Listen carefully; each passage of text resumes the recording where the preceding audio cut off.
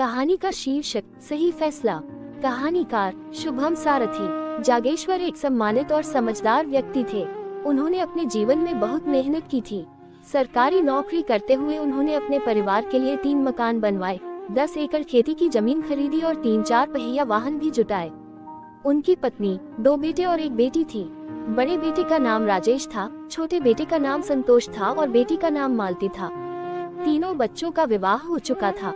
समय के साथ एक समस्या ने परिवार की खुशियां छीन ली। घर और संपत्ति के बंटवारे को लेकर रोज झगड़े होने लगे। आखिरकार जागेश्वर ने तय किया कि अब संपत्ति का बंटवारा कर देना ही उचित होगा। एक दिन निश्चित किया गया और निष्पक्ष निर्णय के लिए एक वकील को भी बुलाया गया। निर्धारित दिन सभी परिवार के सदस्य एकत्र हुए। मालती भी अपने ससुराल से आ गई थी। सभी की निगाहें जागेश्वर पर थीं। जागेश्वर ने शांत स्वर में कहा, मैं चाहता हूं कि आज ऐसा फैसला हो जिससे भविष्य में किसी प्रकार का विवाद न हो। उन्होंने सबसे पहले मकानों का बंटवारा किया।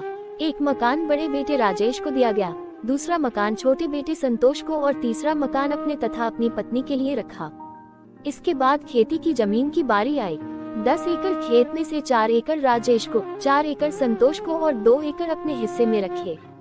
तीनों गाड़ियों को भी बराबरी से बांट दिया गया।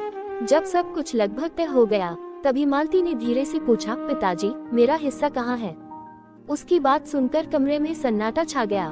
राजेश बोला, बहन, तुम्हारा विवाह हो चुका है, अब तुम्हारा घर तुम्हारा ससुराल है। संतोष ने भी कहा, तुम्हें इस संपत्ति में हिस्सा नहीं मिल सकता।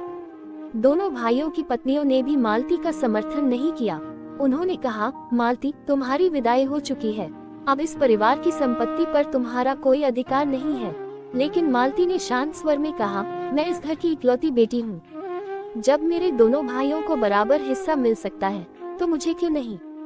मैं भी इस परिवार की संतान हूँ। उसकी बात सुनकर सभी चुप हो गए।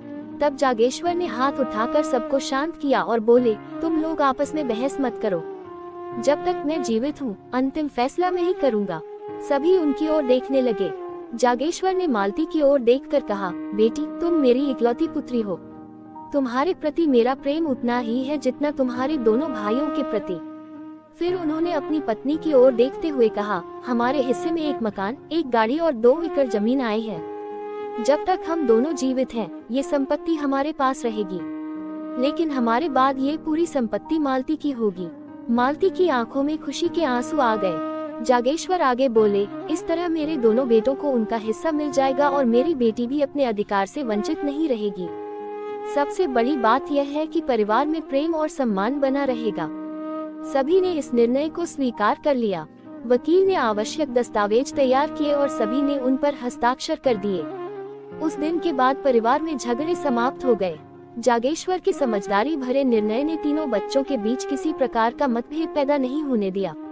कहानी की सीख। जीवन में कई बार ऐसे अवसर आते हैं जब एक गलत निर्णय परिवार को तोड़ सकता है और एक सही निर्णय परिवार को जोड़ सकता है। बुद्धिमानी, न्याय और दूरदर्शिता से लिया गया फैसला न केवल विवाद समाप्त करता है, बल्कि रिश्तों को भी मजबूत बनाता है। यही कारण है कि जागेश्वर का निर्णय एक सही फैसला कहलाया। कहानीकार शुभम सारथी।